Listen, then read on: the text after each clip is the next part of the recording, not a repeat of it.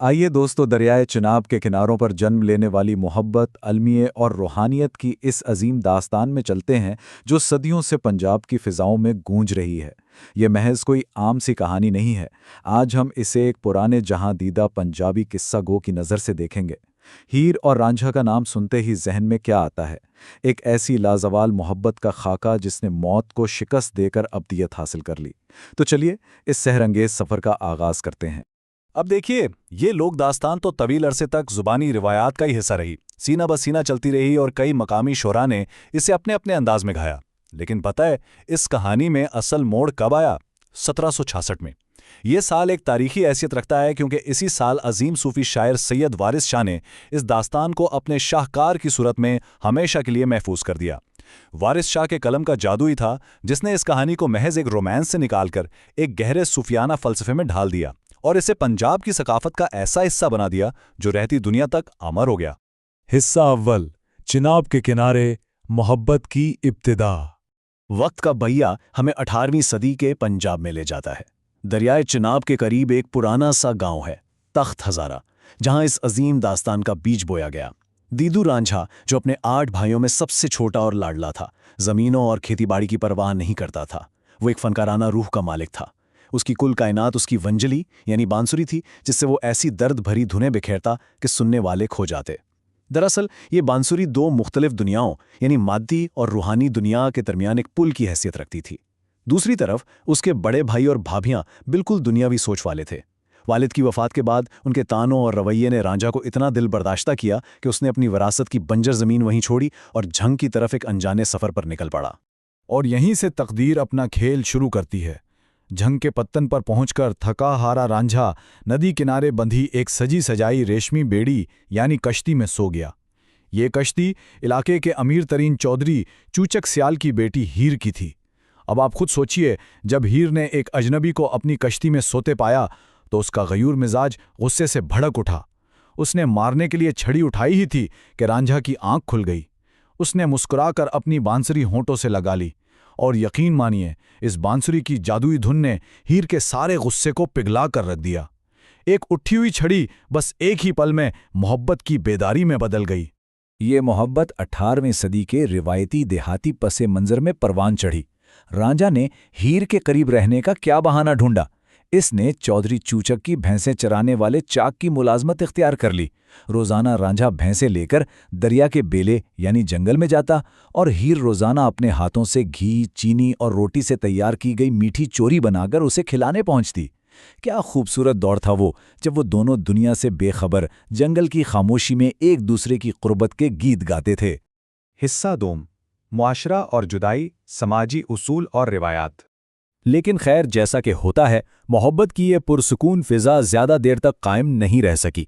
कहानी अब एक नए और तिल्ख मोड़ में दाखिल होती है।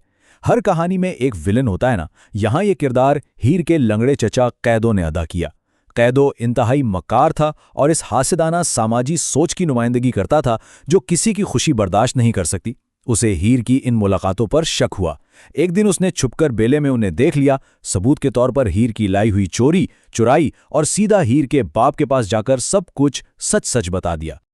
अब जरा इन दोनों दुनियाओं का फर्क देखिए। एक तरफ हीर और रांझा की बेलोस मोहब्बत थी और दूसरी तरफ सियाल खानदान की नाम नेहाद खानदानी गैरत, जिसे काजी के सख्त मजहबी और माशरती अहकामात की पुश्तपनाही हासिल थी। नतीजा क्या निकला?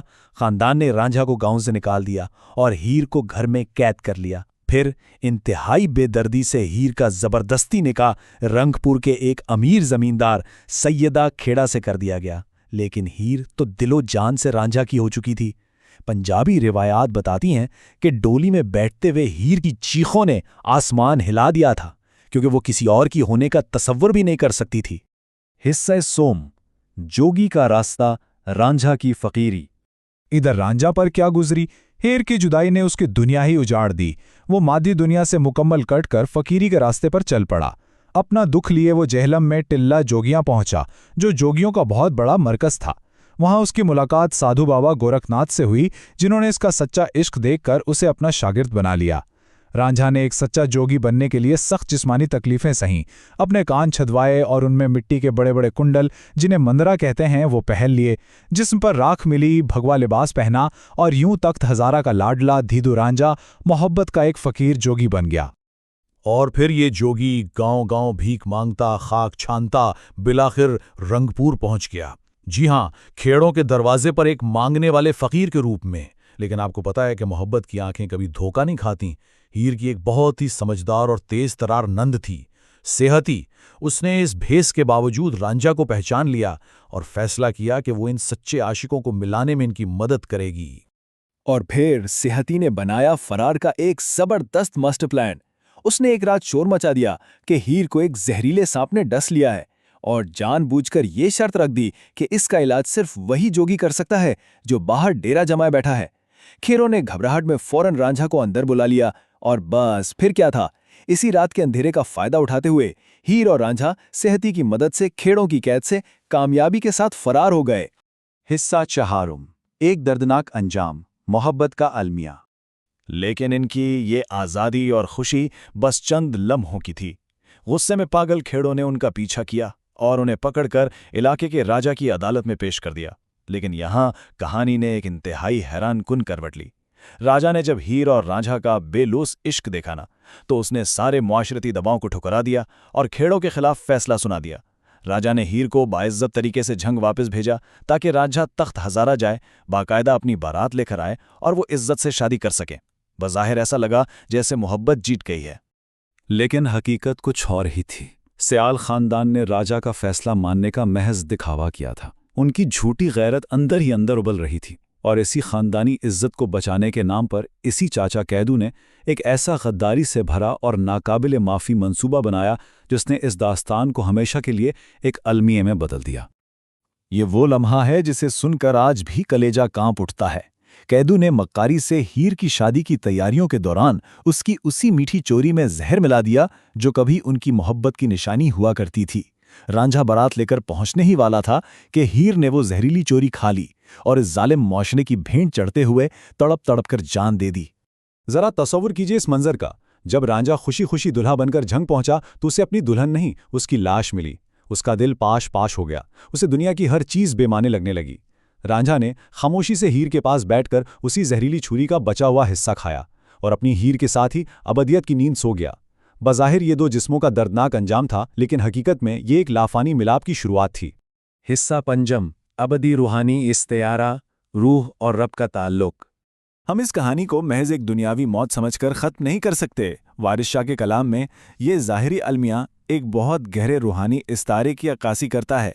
दरअसल हीर सिर्फ एक औरत नहीं, वो इंसानी रूह है जो अपने खालिक से मिलने के लिए तड़प रही है। वारिस शाह का वो मशहूर मिसरा है ना, रांझा रांझा कर दीनी में आपे रांझा हुई। इसका सीधा सा मतलब यही है कि जब रूह सच्चे दिल से अपने रब को पुकारती है तो वो उसी के रंग में रंग जाती है। रांझा यहाँ महबूब हकीकी यानी अल्लाह ताला की अलामत है, और ये जो कैदो और जालिम मुआशरा है, ये दरअसल इंसान का नफ्स और दुनिया की वो सारी रुकावटें हैं जो रूह को खुदा तक पहुँचने से रोकती हैं। ये कहानी तो एक रूह के अपने खालिक से मिलने की कठिन जद्दोजहद का सफ़र है। और यही वजह है कि आज भी झंग में हीर और रांझा का एक ही मुश्तरका मज़ार मौजूद है जहां लोग अकीदत से जाते हैं। ये मज़ार एक बहुत बड़ा सवाल भी है कि कैसे एक अफसोसनाक दुनियावी मौत ने ऐसी रूहानी और सकाफती मिरास को जन्म दिया जो आज भी जिंदा है। ये वारिस शाह के कलम का कमाल और उस सच्चे इश्क की ताकत है जो हमें सिखाती है कि अगर लगन सच्ची हो तो वो दुनियावी जहर को भी अमर कर देती है। इस दास्तान पर आप जितना गौर करेंगे, ये हर बार एक नए रूप में आपके सामने आएगी, और सच पूछिए तो यही एक सच्ची लाजवाल दास्तान की असल पहचान है।